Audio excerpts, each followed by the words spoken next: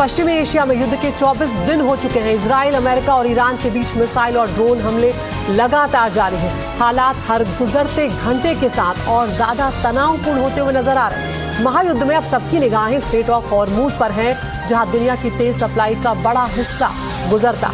अब यही टकराव अपने निर्णायक मोड़ पर पहुंचता हुआ दिखाई दे रहा है। अमेरिका के राष्ट्रपति ट्रंप ने ईरान को साफ अल्टीमेटम दिया है, 48 घंटों में हॉर्मूज खोलो, और अब उस डेडलाइन के सिर्फ 24 घंटे ही बचे हैं। सवाल यह है कि क्या अमेरिका बड़ा सैन्य एक्शन लेने जा रहा है या फिर हॉर्मूज ही एक रणनीतिक जाल बनता हुआ दिख रहा है। ईरान ने भी सीधी चेतावनी दे दी है, अगर उसके एनर्जी एसेट्स पर हमला हुआ तो खाड़ी देशों में पानी और बिजली की सप्लाई ठप कर दी जाएगी। यानी ये जंग अब सिर्फ तेल नहीं बल्कि पानी और बिजली जैसी लाइफलाइन कही जाने वाली चीजों तक पहुंच चुकी है।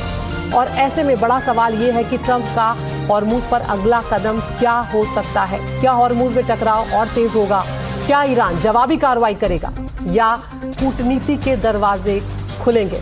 इन सभी सवालों पर आज हमारी खास नजर रहेगी और हमारे साथ खास मेहमान भी जुड़ने जाएंगे कि उनका अगला रुख अब क्या हो सकता है। लेकिन इस सब के बीच में एक और बड़ी खबर का हम रुख करने जा रहे हैं। हॉर्मूज पर ट्रंप का फाइनल अल्टीमेटम यहाँ पर अब सामने आ चुका है। अल्टीमेटम के 24 घंटे से भी कम समय बाकी है। 48 घंटों का डोनाल्ड ट्रंप ने ईरान को वक्त दिया था हॉर्मूज को खोलने के लिए। कहा था नहीं तो तुम्हें बहुत गंभीर अंजाम भुगतने होंगे। ट्रंप ने यह भी कहा था कि सबसे बड़े पावर प्लांट पर सबसे पहले हमला करेंगे। और अल्टीमेटम के बाद ईरान ने हॉर्मूज पर जवाब भी दिया था, हॉर्मूज दुश्मनों के लिए बंद रहेगा। ये बात ईरान की तरफ से कही गई है। राजीव रंजन हमारे डिफेंस एडिटर हमारे साथ जुड़ गए हैं। राजीव, यहाँ पर जो ट्रंप ने अल्टीमेटम दिया है ईरान को, उसके अब 24 घंटे से भी कम समय बाकी है। ऐसे में स्थिति किस तरफ बढ़ती हुई नजर आ रही है? क्योंकि बार बार सवाल यही उठ रहा है कि क्या वाकई में डोनाल्ड ट्रंप कोई बड़ा एक्शन ले सकते हैं? देखिए, डोनाल्ड ट्रंप ऐसा जरूर कर रहे हैं कि बड़ी कार्रवाई करेंगे और ऐसी भी आशंका जताई जा रही है कि ग्राउंड फोर्सेस को जमीन पर उतार सकते हैं ताकि स्ट्रेट ऑफ हार्मूज को पूरी तरह से क्लीन कराया जा सके। यानी ईरान की जो दखल है वहां पर जो नाकेबंदी कर रखी है उसको क्लीन कराया जा सके। लेकिन आपको यह भी देखना होगा, जैसे ही ट्रंप ने धमकी दी उसके बाद से ईरान ने अपनी कार्रवाई तेज कर दी है। अमेरिका, इजराइल और जो खाड़ी देशों में सैन्य ठिकाने उसके खिलाफ IRGC ने साफ तौर पर धमकी दी है कि अगर ट्रंप ने ईरान के जो एनर्जी सेक्टर पर अगर हमला किया तो ईरान जो है जवाबी कार्रवाई करेगा। और खास तौर से जो खाड़ी देशों में अमेरिका जिस कंपनी साझीदार है उसको निशाना बनाएगा। यानी लड़ाई जिसको कह सकते हैं, टकराव जिसको कह सकते हैं, और ज्यादा बढ़ने की आशंका है। बिल्कुल राजीव, हमारे साथ दो खास मेहमान भी यहाँ पर जुड़ रहे हैं इस मुद्दे पर चर्चा करने के लिए। हमारे साथ वाइस एडमिरल SJ सिंह हैं, रक्षा विशेषज्ञ हैं, और साथ ही हमारे साथ प्रभुदयाल सर भी जुड़ रहे हैं, पूर्व राजनयिक हैं, विदेश मामलों के जानकार हैं। सिंह सर, पहले मैं आपके पास यहाँ पर आना चाहूंगी। आप दोनों का बहुत स्वागत है। सिंह सर, जो स्थिति इस वक्त बन रही है, ये जो ट्रंप का अल्टीमेटम है, इसे आप किस तरह से देख रहे हैं? क्योंकि यहाँ पर हॉर्मूज को लेकर ईरान तो यहाँ पर सीधे तौर पर यह कह रहा है कि उसके सिर्फ दुश्मनों के लिए उसने हॉर्मूज को बंद किया हुआ है, और वो ये भी कह रहा है कि अंजाम जो है वो सीधे मैदान में भुगतने होगा। अगर हमारे ऊपर कोई कार्रवाई होती है तो हम आपको भी नहीं बख्शेंगे। नमस्ते आदित्य जी, आपने बिल्कुल सही बोला। ये धमकी दी उन्होंने, ऐलान किया है, इसका ये मतलब नहीं हुआ कि इसके बाद जंग जो है अगले लेवल पर चढ़ जाएगी। जहां तक कि आप कानूनी तौर से देखें, ईरान ने 3 बयान दे दिए उसके बाद कि हमने तो हॉर्मूज बंद ही नहीं किया, तो आप क्या खोलने की बात कर रहे हैं? जो चीज बंद ही नहीं हुई तो उसको हम कैसे खोलेंगे? और उन्होंने इंटरनेशनल लॉ के मुताबिक से बोला है कि जिस हम उन जहाज़ों पर कार्रवाई करेंगे जो उन देशों से हैं जिन्होंने हम पर हमला किया है। और उन्होंने ये भी बताया कि उन्होंने बंद नहीं किया, आपके खुद की जो इंश्योरेंस कंपनीज हैं वो ये रिस्क नहीं उठाना चाहती, इसलिए कोई जहाज जो है स्ट्रेट ऑफ हॉर्मूज से चल नहीं रहे इस वक्त। तो आने वाले समय 12-14 घंटे में अमेरिका क्या करना चाहता है, किस तरीके से इसको बढ़ाना चाहता है, उस पर जो है काउंटर डिटरेंस ऑलरेडी ईरान ने दे दी है कि अगर तो आपने इस किस्म का हमला किया तो ओवरऑल इसका जो प्रभाव है पूरे इकोनॉमिक इंफ्रास्ट्रक्चर पर, वाटर, इलेक्ट्रिसिटी पर, बहुत ही गंभीर होगा। इसमें एक चीज नजर आती है जहां के आपने देखा होगा, USA के ट्रेजरी सेक्रेटरी ने बोला था, it is important to escalate to deescalate, यानी कि उनका जो मकसद है डी एस्केलेशन का ही है। और ये जो ऐलान और जो धमकी उन्होंने इस वक्त दी है, it is with the purpose to deescalate. अगर ये धमकी एकदम से साफ, जो जाहिर है कि वो थ्रेट नहीं मान रहे हैं और ईरान तैयार है ईंट पे ईंट देने के लिए, तो अगला जो है हमें ये देखना है कि किस तरीके से यूनाइटेड स्टेट्स इससे ऑफ रैंप ढूंढे और इसका कोई तरकीब निकाले जिससे बोले ठीक है जी, हमारा तो है पार्शियल सजेशन या पार्शियल रास्ता आगे निकल गया। बिल्कुल प्रभुदयाल सर, यहाँ पर अगर हम ईरान की धमकी की बात करें तो उसने वाटर सप्लाई को कहीं ना कहीं बुरी तरह से प्रभावित करने की बात कही। और अगर हम इसकी अगर ज़मीनी हकीकत पर हम जाएं, Kuwait, Saudi, Oman, Bahrain, Qatar, UAE पीने के पानी के लिए 70 से 90% तक वाटर डिसलिनेशन प्लांट पर निर्भर है। और जो प्लांट पहाड़ से कनेक्ट रहते हैं, और अगर पार कट होता है तो प्रक्रिया रुक जाएगी। तो इसके जो अंजाम है वो और ज़्यादा खतरनाक हो सकते हैं अगर ईरान जिस तरह से अभी तक लगातार पलटवार कर रहा है और वो आगे भी जारी रखता है तो। जी, आपने बिल्कुल सही कहा कि ये जो कदम ईरान उठाने की धमकी दे रहा है, इसके अंजाम बहुत बुरे हो सकते हैं। देखिए, मैं उस रीजन में 7.5 साल रहा हूं लगातार, 4 साल कौंसिल जनरल दुबई, 3.5 साल एम्बेसडर कुवैत। मैंने देखा है कि डिसैलिनेशन प्लांट्स की वहां पर कितनी अहमियत है, और वहां की जो जिंदगी है इन डिसैलिनेशन प्लांट्स पे कितनी अधिक निर्भर करती है। और अगर इनको चोट पहुंचाई जाती है तो वहां की जो जिंदगी बनी हुई है लोगों की, इतने लोग आवाम वहां रहते हैं, उनको पानी मिलता है, वो बहुत परेशानी में पड़ जाएंगे। तो ईरान की इस धमकी को बड़ा सीरियसली लेना चाहिए। अब देखिए, एडमिरल साहब ने जो कहा कि स्ट्रेट ऑफ हॉर्मुज कभी बंद नहीं हुआ, मेरे विचार में वो थोड़ा सा स्थिति शायद थोड़ी फर्क है। ईरान ने ये बार बार कह दिया है कि उसकी इजाजत के बगैर वहां से जहाज नहीं जाएंगे। और एडमिरल साहब ने सही कहा कि इंश्योरेंस कंपनीज ने रेट बढ़ा दिए, लेकिन उन्होंने बढ़ाए इस वजह से क्योंकि खतरा बढ़ गया। और बहुत से ऐसे देश हैं जिनके बारे में ईरान ये सोचता है कि हमारे मित्र नहीं। ईरान ने कहा कि हमारे मित्र देश ये जो न्यूट्रल हैं उनके जहाज जा सकते हैं, लेकिन बहुत से ऐसे देश हैं जो ईरान उनके विजन में वो दोस्त नहीं है और ना न्यूट्रल है, जैसे यूरोपियन कंट्रीज, उन सब के तमाम जहाज वहां फंसे। और ये बड़ा एक इम्पोर्टेंट मुद्दा है कि अगर वो क्रॉस करते हैं बिना ईरान की इजाजत के तो क्या ईरान उन पर अटैक करेगा?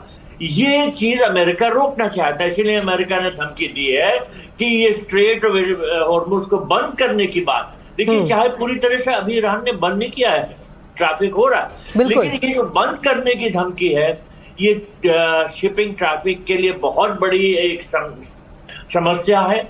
और इसीलिए ये डर बना हुआ है सर कि संकट और ज्यादा गहरा सकता है। सर, इधर एक ईरान की जो अमेरिका को बड़ी धमकी, उसका भी हम अब रुक कर लेते, अपने दर्शकों को बताते चले कि ईरान आखिर क्या रहा है यहाँ पर। ईरान सीधे तौर पर ये धमकी देता हुआ नजर आ रहा है कि पावर प्लांट जो है उन पर अगर हमला हुआ तो हम जवाब देंगे। हमला हुआ तो हॉर्मुज को पूरी तरह से बंद कर दिया जाएगा। ये बड़ी धमकी ईरान की तरफ से सामने आ रही है। फिलहाल सिर्फ दुश्मन देशों के लिए बंद है। अभी सिंह साहब यही बात कर रहे थे कि जब बंद ही नहीं है तो फिर किस तरह की बात यहाँ पर ट्रंप जो है वो करते हुए नजर आ रहे हैं। और अब यहाँ पर ईरान लाइन को और क्लियर करता हुआ नजर आ रहा है और कह रहा है कि हमला हुआ तो पूरी तरह से बंद कर देंगे, फिलहाल सिर्फ दुश्मन देशों के लिए बंद है हॉर्मुज। राजीव के पास हम चलेंगे। राजीव, किस तरह से लिया जाए ईरान की इस धमकी को, क्योंकि स्थिति यहाँ पर अब और कठिन और पेचीदा होती हुई नजर आ रही है? बिल्कुल साफ तौर पे ईरान का ये कहना है कि इस रास्ते से होके, यानी स्ट्रेट ऑफ हार्मुज से होके वही जहाज गुजर सकता है जिसको हम इजाजत देंगे। ईरान की मर्जी के बगैर स्ट्रेट ऑफ हार्मुज से कोई भी जहाज गुजर नहीं सकता। स्ट्रेट ऑफ हार्मुज कितना इंपॉर्टेंट है, खासतौर से टैंकर के लिए, आप कार्गो शिप के लिए समझे कि पहले इस एरिया से, रास्ते से होके करीब 130 जहाज रोजाना गुजरते थे। अभी स्थिति है कि 5 से 6 जहाज वही गुजर पाते जिसके देश के ईरान से कुछ ना कुछ संबंध है। यानी ईरान की धमकी को हल्के तौर पर नहीं लिया जा सकता। उसके पास बोट है, उसके पास टारपीडो है, और उसने स्ट्रेट ऑफ हार्मुज जो करीब 31 किलोमीटर जो सकरा जो है वहां चौड़ा है, वहां बारूदी सुरंग बिछा रखे। तो उसकी मर्जी के बगैर अगर कोई जहाज गुजरता है तो उस पर हमला जरूर करेगा। और अब तक 28 फरवरी के आसपास से देखें करीब 20 जहाज पर हमला हो चुका है। तो ऐसे हालात में कोई भी तेल टैंकर की बात करें, कार्गो शिप की बात करें, वो डर के मारे या भय की वजह से गुजरना नहीं चाहेगा, क्रॉस करना नहीं चाहेगा। और इस वजह से तेल की जो कीमतें जो है लगातार उछाल ले रही है। जी बिल्कुल राजीव, और यही वजह है कि ये चीजें कहीं ना कहीं चिंता लगातार पैदा कर रही हैं। सिंह सर, यहाँ पर अगर हम ईरान की शर्तों की बात करें, वो जंग रोकने के लिए यही कह रहा है, बातचीत के लिए वो सीधे तौर पर यही कह रहा है कि सबसे पहले अमेरिका जो है वो इस जंग को रोके और ईरान को जो नुकसान हुआ है उसका मुआवजा देने की वो शर्त यहाँ पर रख रहा है। भविष्य में उस पर फिर से हमला नहीं होगा, इसकी पक्की गारंटी की वो बात कर रहा है। क्या ऐसी कोई स्थिति आपको होती हुई नजर आती है? देखिए, सीज फायर, जो सेसेशन हॉस्टिलिटीज या पॉज है, ये पहला कदम हमेशा रहेगा। बिल्कुल। बाकी जो उनके जो शर्तें हैं वो मैक्सिमलिस्ट पोजीशन है, नेगोशिएटिंग पोजीशन। कोई भी देश जो नेगोशिएट कर रहा है, खासतौर जहां के उनकी सर्वाइवल का हित हो, जो अपने डिफेंस और सर्वाइवल के लिए लड़ रहा है, वो कोई आसानी तरीके से हल्की शर्तें नहीं रखेगा। तो इनकी शर्तें आपको इस तरीके से समझनी है कि ये स्टार्टिंग पॉइंट है नेगोशिएशन का, पर उसका पहला मुद्दा ये है कि कम से कम आप हमला तो बंद कीजिए। बातचीत कैसे चल सकती है जब तक कि हमले चल रहे हैं? तो पहला कदम उस कोई भी नेगोशिएशन में ये होगा कि ठीक है, 1 या 2 या 3 दिन के लिए ऑपरेशनल पॉज लिया जाए, जिसमें हमने जो है सीज फायर ना डिक्लेयर किया हो, पर जो है ऑफेंसिव स्ट्राइक जो है वो बंद किए जाए। उस विंडो में फिर जो है मौका दिया जाता है डिप्लोमेसी के लिए, बात करने के लिए, एडजस्ट करने के लिए कि ठीक है किस किस्म का कंट्रोल लिया जाए। मैक्सिमलिस्ट पोजीशन दोनों साइड से, यूनाइटेड स्टेट्स और इजराइल भी इतने तगड़े कंडीशन डाल रहा है जो कि नामुमकिन है ईरान के लिए उनको मंजूर करना। और ईरान के भी जो सारे कंडीशन है, कोई हालात नहीं मुझको नजर आते जिसमें ये सारे कंडीशन यूएस और इजराइल कभी एक्सेप्ट करें। पर जो पहली शर्त जो बता रहे हैं कि कम से कम हमला बंद कीजिए, ये हमला बंद करना बिल्कुल जायज है। और इस वक्त ये सबके हित में होगा कि जो किसी से हमले चल रहे हैं उस पर रोका जाए, और खासतौर इसको एस्केलेट और ना किया जाए, क्योंकि इसमें अगर एस्केलेट किया जाए तो ईरान ने तो हमेशा भी दिखा भी दिया पिछले 3 हफ्तों में कि जो हम कह रहे हैं वो करेंगे। बिल्कुल। अगर आपने हम पे हमला किया तो हम इसका जवाब जरूर देंगे, और जवाब जो है उतनी पूरी तरीके से देंगे, और हो सके तो 10% बढ़ा कर देंगे ताकि आप अगला हमला रोकें। बिल्कुल। और पेजेश्कियान सर ये बात भी यहाँ पर कह रहे हैं, लगातार मसूद पेजेश्कियान जो है वो ये बात रख रहे हैं कि हर बात का जवाब या हर तरह का जवाब जो है वो सीधे मैदान पर हम यहाँ पर देंगे। और डोनाल्ड ट्रंप का यहाँ पर एक और बड़ी खबर का हम रुख कर ले रहे हैं सर।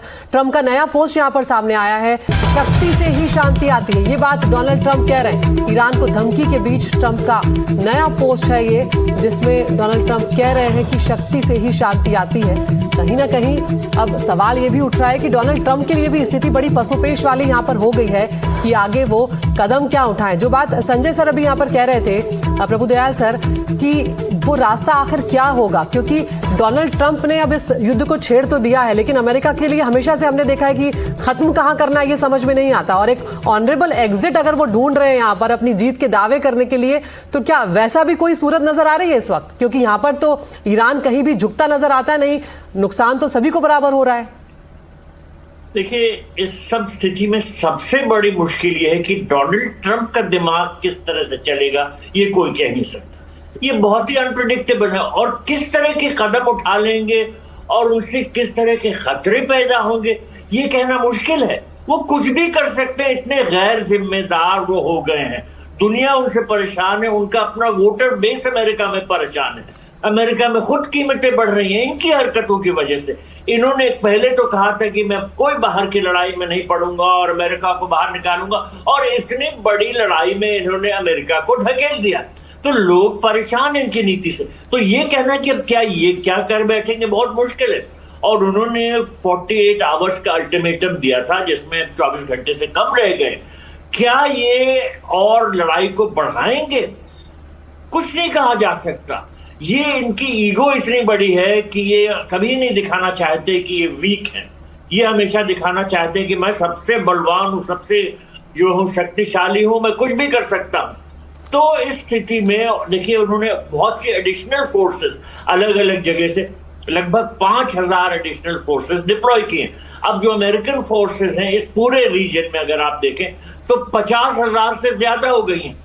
तो क्या ये स्थिति गंभीर नहीं है? मेरे विचार में बहुत गंभीर है। कुछ एडिशनल बोट्स भी आ रही हैं, वॉरशिप्स आ रहे हैं। तो इन सब से ये लगता है कि ये कुछ भी कर बैठेंगे, और इस वजह से ये बड़ा गंभीर मुद्दा है। बिल्कुल। वाइस एडमिरल अजय सिंह, आप यहाँ पर अब जो सवाल सबके मन में उठ रहा है कि आखिर डोनाल्ड ट्रंप किस तरह का कदम यहाँ पर उठा सकते हैं। नुकसान उनके फाइटर जेट्स को हो चुका है, हम देख चुके हैं 16 से ज्यादा फाइटर जेट्स जो हैं उनके, वो ईरान की तरफ से मार गिराए गए हैं। ऐसे में क्या वाकई कोई ऐसा वाइल्ड एक्शन या वाइल्ड स्टेप जो है वो उठाने की स्थिति में है इस वक्त? वो नहीं, मैं इसको नहीं मानता। हाँ। और प्रभु जी से मैं थोड़ा पॉइंट ऑफ डिपार्चर लूंगा कि जो भी कदम, हालांकि इसमें कोई शक नहीं है कि यूनाइटेड स्टेट्स के प्रेसिडेंट जो हैं हमेशा अनप्रिडिक्टेबल रहे हैं खास तौर पर। इसमें जो है there is always been a method. अगर आप देखिए, जहां पे वो एक साइड पे प्रेशर डाल रहे हैं, कहीं दूसरी साइड पे उस प्रेशर को बैलेंस करने की कोशिश कर रहे हैं कि कोई ऐसा कदम उठा लें जो कि हम समझे बिल्कुल गैर जिम्मेवारी कदम हो और भयंकर कदम हो। इसको मैं नहीं मानता, क्योंकि हर एक स्टेप जो उन्होंने अभी तक लिया, जो हम देख रहे हैं, हालांकि उनकी कैलकुलेशन, उनके एजम्पशन में गलतियां हो, उनके ऑब्जेक्टिव चेंज हो, और उन्होंने जो उनकी उम्मीद थी कि ईरान जो आसानी से हार जाएगा, उसमें बिल्कुल नाकामयाब रहे हैं। पर यह नहीं है कि एकदम से उठाकर उन्होंने छींग लगा दी और उसके बारे में कुछ सोचा नहीं। हर कदम जो है इनका कैलिब्रेटेड रहा है। इनका जो प्रोसेस इस वक्त चल रहा है, जिसपे वो शुरू से चल रहा है कि दबाव इतना डालिए कि दूसरा साइड जो हार मान जाए। अब खाफ जाहिर है, बिल्कुल ईरान हार नहीं मानने वाला है जब तक कि ईरान टूटने के तौर पर ना पड़े।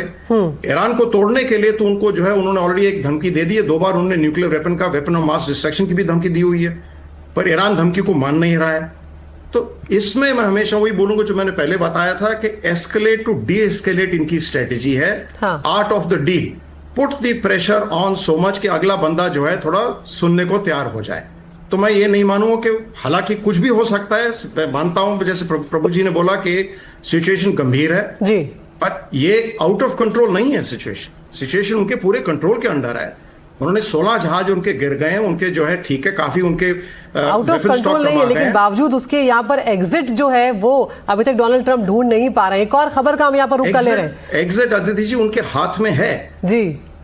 कंट्रोल जब बोल रहे हैं कि उनके कंट्रोल में, तो एग्जिट भी उनके हाथ में लेकिन एक जो ऑनरेबल एग्जिट होता है कि वो ये दावा करना चाहते हैं कि हम जीत गए हैं, तो वो दावा किस तरह से करें? क्या ऐसी बड़े वो क्लेम करें? आप ये भी समझ लीजिए, अगर जो है 2-3 और बहुत तगड़े स्ट्राइक लेकर अगर बोले जी हमने बहुत कर दिया, हमने दिखा दिया, वो हर रोज हर दूसरे दिन बता रहे हैं कि हमने इनकी एयरफोर्स, हमने इनकी नेवी, हमने इनकी इंफ्रास्ट्रक्चर, हम उनके IRGC, हमकी इंटेलिजेंस, हम सब कुछ तोड़ तो चुके हैं। तो अगर आज भी अगर ये रोक जाएं और बोले जी हमने इतना कर लिया है और इसमें जो हम चाहते थे और करना हमने कर लिया, बाकी हम इसको ध्यान से बैठ के अब सीज फायर करके पॉज करके हम देखते हैं आगे कैसे बढ़ेंगे। तो इनकी शक्ति और क्षमता इतनी है, ये ना सोचिए कि वो हार रहे हैं। मिलिट्रीली तो बिल्कुल जीत रहे हैं, स्ट्रेटेजिकली यस, कि इनके वॉर एम्स क्या थे, क्योंकि स्ट्रेटेजी आप चेक करते हैं, देखना चाहिए कि आपके वॉर एम क्या थे।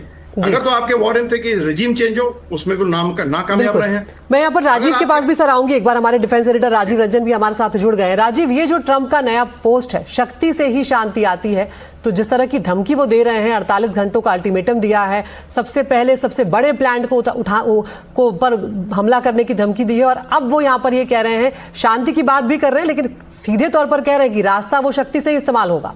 देखिए, दोनों बात कर रहे हैं और ट्रंप की अगर बात पर यकीन करना बहुत मुश्किल है कि आज क्या बोलते हैं, कल क्या बोलते हैं। जब से लड़ाई की शुरुआत हुई उन्होंने ऐसा कहा कि ईरान के पास कोई पावर ही नहीं है, कोई ताकत ही नहीं है। जिस तरह से उसके एयर पावर को खत्म कर दिया गया है, उसके नेवी पावर को खत्म कर दिया गया है, लेकिन ईरान लगातार पलटवार कर रहा है। जंग के शुरुआत में उन्होंने कहा कि हमें खमेनी पसंद नहीं है, खमेनी को उन्होंने मार दिया। उसके बाद उन्होंने कहा कि जो नए सुप्रीम लीडर का जो चुनाव होगा उसमें मेरी भूमिका है। ये ईरान ने साफ तौर पर इनकार कर दिया और बार बार जिस तरह से ईरान को धमकी दे रहे हैं, और अब ईरान का जो रुख जो नजर आ रहा है वो डिफेंसिव के बजाय एग्रेसिव नजर आ रहा है। तो अब वो ट्रंप ये भी कह रहे हैं कि नाटो देशों को कह रहे हैं कि आप युद्ध में शामिल होइए, साथ में यह भी कह रहे हैं कि हमें किसी भी देश की जरूरत नहीं है। तो ट्रंप अपने बयान को बार बार बदलते रहते हैं। ये अच्छी बात, ये वो जो कह रहे हैं कि शक्ति से ही शांति आती है, ये ठीक है, अपनी जगह बात ठीक है, लेकिन ट्रंप की दिक्कत ये है कि कोई एक बयान पर कायम नहीं रहते, और यही वजह कि दुनिया भर के तमाम जो बड़े मुल्क है,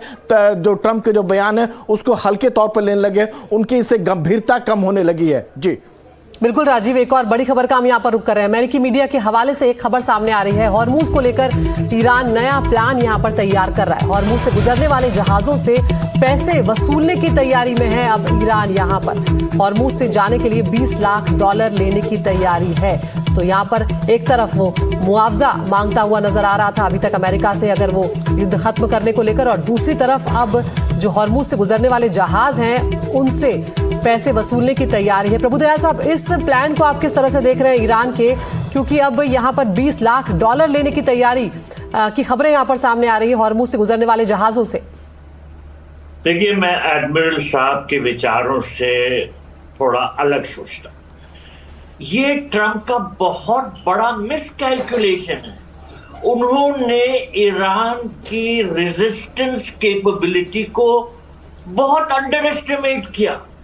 उन्होंने ये सोचा कि वो जल्दी ही इतना कड़ा वार करेंगे कि ईरान जो है वो घुटने टेक देगा। पहले दिन बहुत जबरदस्त वार हुआ, ईरान की टॉप लीडरशिप और बहुत बड़े बड़े मिलिट्री कमांडर्स खत्म हो गए, लेकिन ईरान में जिस तरह से पावर स्ट्रक्चर एस्टैब्लिश है उसको उन्होंने नहीं समझा कि IRGC जो है वो इस तरह से स्थापित है कि कोई बड़ी दुर्घटना हो फिर भी वो किस तरह से सत्ता संभालेगी और आगे काम करेगी, ये ट्रंप के दिमाग के बाहर था। और ट्रंप साहब ने जो ये अटैक किया, उन्होंने सोचा कि ये बहुत जल्दी खत्म हो जाएगा, ऐसा नहीं हुआ। ईरान की जो रेजिस्टेंस कैपेबिलिटी है वो बहुत बड़ी है और उसको ना ट्रंप ने समझा ना अमेरिकन फोर्सेस ने। अब ये लड़ाई खत्म होती नहीं नजर आ रही और ईरान जो है वो दो तरह का एस्केलेशन कर रहा है जिससे ट्रंप परेशान है। एक तो हॉरिजॉन्टल एस्केलेशन जो अलग अलग देशों को इस युद्ध के चपेट में ले रहा है और वो युद्ध देश परेशान है। दूसरा vertical escalation, straight of Hormuz तो उसने कह ही दिया है कि ये बंद है और सिर्फ फ्रेंडली कंट्रीज और न्यूट्रल कंट्रीज के लिए खुला है। इसके अलावा जो ऑयल एंड गैस स्ट्रक्चर्स हैं, इंफ्रास्ट्रक्चर, उस पर अटैक किया है, डिसैलिनेशन प्लांट्स पे किया है, अमेरिकन बेसिस पे तो किया ही है जो रीजन में। तो ये जो वर्टिकल एस्केलेशन है साथ साथ में ज्योग्राफिकल एस्केलेशन, ये ट्रंप ने कैलकुलेट नहीं किया था और मेरे विचार में ये उनकी बहुत बड़ी भूल है जो अमेरिका के लिए काफी महंगी साबित हो सकती है। जी वाइस एडमिरल, यहाँ पर ये भी अब मैं समझना चाहूंगी क्योंकि ये लड़ाई जो है ये तेल पानी तक हमने देखा कि अब आ चुकी है और इस तरह से जो धमकियां यहाँ पर अब दी जा रही हैं, अगर किसी भी तरह का हमला यहाँ पर हो रहा है तो सीधे तौर पर ईरान ये बात कह चुका है कि वो जो भी वाटर डिसलिनेशन प्लांट हैं उनको नेस्तनाबूद कर देगा या उनको अटैक करेगा, जो कई देशों को प्रभावित करेंगे। और ऑलरेडी खाड़ी देशों की स्थिति खराब हो रही है, धीरे धीरे नुकसान उन्हें ईरान ने अच्छा खासा पहुंचाया है। जी बिल्कुल, पर इसमें अदिति जी आप पहले उद्देश्य देखिए दोनों साइड के क्या थे। अमेरिका के, जैसे प्रभु जी ने बिल्कुल सही बोला कि उनका जो उद्देश्य और जो उनके असम्पशन थे वो गलत थे, जो मैंने पिछली बार भी बोला। पर आप ईरान की तौर से देखिए उनके क्या उद्देश्य हैं, वो क्या चाहते हैं। वही चाहते हैं कि आप हमला हम पे छोड़ दीजिए। पहली मांग उनकी यही है, अपनी सर्वाइवल के लिए बोल रहे हैं। अगर आप हम पे हमला करेंगे तो हम अपने आप को इस पे डिफेंस कैसे करें, हम अपनी रक्षा कैसे करें। उनकी एयर डिफेंस फोर्सेस को उन्होंने खत्म कर दिए, नेवल फोर्सेस खत्म कर दिए, ग्राउंड में वो आना नहीं चाहते। तो अपने आप को डिफेंड कैसे करेंगे? एक ही तरीका उनका डिफेंड करने के लिए active defence. Active defence strategy उनकी हमेशा रही है पिछले 25 साल से। 25 साल से ईरान बोल रहा है, दो मुद्दे हैं उनके स्ट्रेटेजी के। पहला एक्टिव डिफेंस, यानी कि लड़ाई मेरे जमीन पर नहीं होगी, लड़ाई मैं आपके बेस में लेकर जाऊंगा ताकि आपको वहां पे डिटरेंस किया जाए। दूसरी एसिमेट्रिक वॉरफेयर, ये भी उनका जो है दूसरा मुद्दा रहा है उनकी स्ट्रेटजी का, कि मुझे मालूम है कि क्षमता के तौर पर 1 to 1 आपके फोर्स पावर को मैं मैच नहीं कर सकता, तो मैं दूसरे किस्म का लेवरेज ढूंढूंगा जहां पे मैं आपके जो है वीकनेस ढूंढूंगा, उस वीकनेस को मैं टारगेट करूं। तो जो आप देख रहे हैं ये दो चीजें, उनकी एक्टिव डिफेंस और एसिमेट्रिक वॉरफेयर, ये इनकी रक्षात्मक तरीके से इनकी स्ट्रेटजी है कि अगर आप मुझ पर हमला करेंगे तो मैं रिटेलिएट किस तरीके से करूंगा। तो आप हमला मत कीजिए, आप हमला रोक दीजिए, बाकी जो उसके बाद हम सुझाव ढूंढ लेंगे। बिल्कुल प्रभुदयाल सर, अगर हम ईरान की बात करें, यहाँ पर हम बाकी देशों की अभी बात कर रहे थे कि किस तरह से वाटर सप्लाई जो है वो यहाँ पर प्रभावित करने की धमकी सीधे तौर पर ईरान दे रहा है। लेकिन अगर हम ईरान के नुकसान की बात करें तो आपकी पूरी लीडरशिप जो है वो जा चुकी है, चाहे वो मिलिट्री लीडरशिप हो चाहे वो पॉलिटिकल लीडरशिप हो। लेकिन अब यहाँ पर अगर जो पावर प्लांट को नुकसान पहुंचाने की बात अगर ट्रंप कह रहे हैं तो ईरान का जो पावर प्रोडक्शन है वो ऑयल गैस आधारित थर्मल प्लांट है और ईरान ने बिजली सप्लाई को नेशनल ग्रिड से नहीं जोड़ा है। अगर मैं सही हूं तो लोकल ग्रिड सप्लाई, यानी कि ईरान में ब्लैकआउट करना है तो अमेरिका को सैकड़ों साइट्स पर अटैक करना होगा और जो आसान नहीं होगा। यानी कि ईरान इस मामले में एडवांटेज पर है। देखिए, ईरान बहुत ज्यादा दिक्कतों से गुजर रहा है। मैं ईरान में पोस्टेड था as deputy ambassador early 1990s में। उस जमाने में $1 3000 रियाल का था, अब वो डॉलर 1.5 मिलियन रियाल का हो गया। तो इससे वहां कीमतें कितनी बढ़ी हैं, वहां के लोगों को कितनी दिक्कतों का सामना करना पड़ रहा है, आप अंदाजा लगा सकते हैं। अब वहां पर पावर स्ट्रक्चर, जैसे आपने कहा, डिसेंट्रलाइज्ड है। सब सर्विसेज इस तरह की डिसेंट्रलाइज्ड है, जो 31 प्रोविंसेस है ईरान की, वो संभालते हैं। तो ये सही है जो आपने कहा कि इतने सारे पावर स्टेशंस को अटैक करना मुश्किल होगा, लेकिन अगर मेन पावर स्टेशन को उन्होंने अटैक कर दिया तो बहुत डिस्ट्रप्शन होगा। तो इस तरह से वो जरूर ईरान को बहुत दिक्कत में धकेल सकते हैं, लेकिन ईरान जो है उसके लड़ने की जो क्षमता है, डटे रहने की, वो बहुत ज्यादा। और एडमिरल साहब ने सही कहा कि ईरान के लिए तो ये जिंदा रहना एक बहुत बड़ी बात है, एग्जिस्टेंस। ये उनके लिए एक एग्जिस्टेंशियल लड़ाई है, और उन्हीं की एग्जिस्टेंस को, उस रिजीम के एग्जिस्टेंस को समाप्त करना जो है वो इजराइल का सबसे बड़ा उद्देश्य है, क्योंकि इजराइल समझता है कि ये जो इस्लामिक रिजीम है ईरान में, वो इजराइल के लिए बहुत बड़ा खतरा है। तो इस तरह से ये जो एक ऑब्जेक्टिव्स हैं ईरान के, टू सर्वाइव ऑल ऑनस्लॉट्स, और इजराइल और अमेरिका के कि जितना भी ज्यादा नुकसान पहुंचाओ ये रिजीम चेंज शायद मुमकिन हो जाएगी। इस वजह से ये लड़ाई आसानी से नहीं थमेगी, और दुनिया बहुत कोशिश कर रही है, डिप्लोमेसी चल रही है बिहाइंड द सीन्स, लेकिन ये जो इनके उद्देश्य हैं ये इतने एक दूसरे से मुख्तलिफ हैं कि लड़ाई थमने का अभी नाम नहीं लेगी। मेरे विचार में ये अभी चलेगी। लेकिन यहाँ पर अब सवाल यही उठ रहा है कि आखिर ये खत्म कब होगा, और जो भी मीडिएटर्स हैं आखिर उनकी भूमिका यहाँ पर क्या है। नेटो को हम देख रहे हैं कि वो लगातार चुप्पी साधे हुए हैं। तो अब हॉर्मुज पर जिस तरह का अल्टीमेटम यहाँ पर डोनाल्ड ट्रंप ने दिया है, सवाल यही उठ रहे हैं कि ट्रंप का अगला कदम आखिर क्या हो सकता है, क्योंकि अमेरिका के कई युद्धपोत जो हैं वो तैनात हो चुके हैं। फाइटर जेट्स जैसे F-18, F-35 जो हैं, निगरानी ड्रोन और पनडुब्बियां जो हैं वो भी अमेरिका ने तैनात कर रखी हैं। बारूदी सुरंग हटाने वाले जो जहाज हैं वो भी उसकी तैनाती हो चुकी है। Patrolling boats, air defence system, ये सब से लैस है। यहाँ पर यूएस की तरफ से जो तैयारी है उसकी हम बात कर रहे हैं। यूएस की जो स्पेशल फोर्सेज हैं, नेवी सील्स, सैटेलाइट और राडार निगरानी सिस्टम, यहाँ पर इन सब की तैयारी हो चुकी है। तो ये हम देख रहे हैं यहाँ पर कि किस तरह की तैयारी इनकी है। लेकिन ईरान की कैसी तैयारी, अगर हम उस पर भी बात कर लें तो ईरान सीधे तौर पर बार बार ये चेता रहा है कि आप अगर हमारी तरफ और बढ़े तो हम और ज्यादा तेज पलटवार यहां पर करेंगे। तो तेज हमलावर बोट्स जो हैं वो मिसाइल से लैस स्पीड बोट्स यहां पर ईरान की तैयार है। एंटी शिप मिसाइल सिस्टम जो है वो ईरान की तरफ से तैयार है। ये ईरान की तैयारी की हम यहां पर बात आपको बता रहे हैं। समुद्री बारूदी सुरंगे जो हैं उसकी तैयारी ईरान यहां पर करके बैठा हुआ है। कई घातक पनडुब्बियां हैं ईरान के पास जिनका वो इस्तेमाल आगे आने वाले वक्त में कर सकता है। कोस्टल राडार और निगरानी सिस्टम ईरान के पास भी है। हमले और निगरानी वाले ड्रोन जो हैं उनका वो इस्तेमाल लगातार करता हुआ भी नजर आता है। और रॉकेट और बैलिस्टिक मिसाइल यूनिट्स जो हैं वो भी हम देख ही रहे हैं। इसके अलावा IRGC के कमांडो स्पेशल नेवल फोर्स, वो ईरान की एक बहुत बड़ी ताकत है।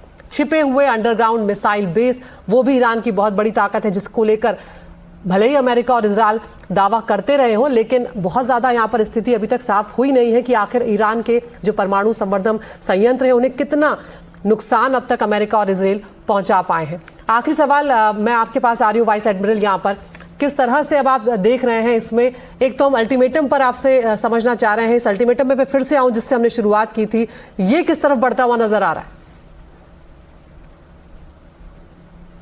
कुछ यूएस और इजराइल कर सकते थे, तकरीबन कर चुके हैं जी। खुद बोल रहे हैं कि 90% जो है हम डिस्ट्रक्शन कॉज कर चुके हैं, बाकी जो है 5-6% और कर सकते हैं। 100% तो कर नहीं सकते, जब तक कि अगर बहुत ही भयानक किस्म के जो हैं हथियार अगर ना इस्तेमाल करें, वो बेहतर है कि उसके बारे में बात भी ना करें।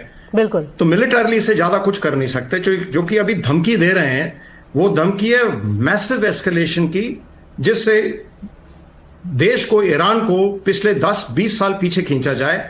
और उसका जवाब तुरंत जो है ईरान ने दे दिया कि अगर आप ये करेंगे हम वही चीज गल्फ के दूसरी साइड पर कर देंगे। तो ये स्टेलमेट आ गया है। तो मिलिटरली ये स्टेलमेट को तोड़ने के लिए या तो तीन तरीके हैं, या तो जो अभी तक करते आ रहे हैं थोड़ा और करते चलें और बोले जी 90% से हम जो है 99% तक चले गए और हमने जो है जीत डिक्लेयर कर दी। ये एक तरीका है। दूसरा है कि जो ऑफ रैंप ईरान ने ऑफर किया है, ईरान ने बोला है कि हमने हॉर्मुज बंद नहीं किया है, हॉर्मुज खोला है, उसको पकड़ ले डिप्लोमेटिकली, बोले हाँ जी देखो हमारी धमकी से ये सुन लिए हॉर्मुज खुला है, और अरेंजमेंट से बैक चैनल बना लें कि इसके तौर पर हम वक्त की कमी है मेरे पास, मैं माफी चाहूंगी, मुझे आपको कुछ क्षणों के लिए अब यहाँ पर रोकना पड़ रहा है, मेरे पास वक्त इतना ही था। लेकिन प्रभुदयाल सर बहुत बहुत शुक्रिया आपका, और वाइस एडमिरल SJ सिंह साहब आपका भी बहुत बहुत शुक्रिया, आप दोनों जुड़े और आपने ये खास अनुभव और जानकारियां हमारे साथ साझा की हैं। तो एजेंडा इंडिया का में आगे बढ़े उससे पहले नजर डाल रहे हैं इस वक्त की हेडलाइंस पर।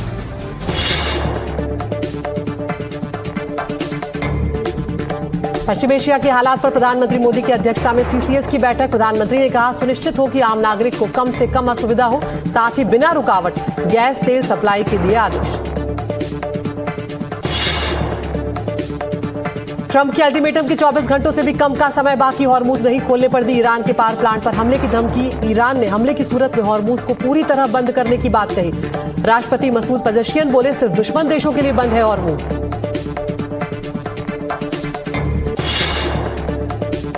इजराइल का दक्षिणी लेबनान पर बड़ा हमला, चेतावनी के 2 घंटों के बाद उड़ाया अल कासिमिया ब्रिज। इजराइल ने कहा था ब्रिज को हो रहा है हमारे खिलाफ हमले में इस्तेमाल। आयोजक हैं पेट सफा आयुर्वेदिक चूरन, पेट सफा हर रोग दफा।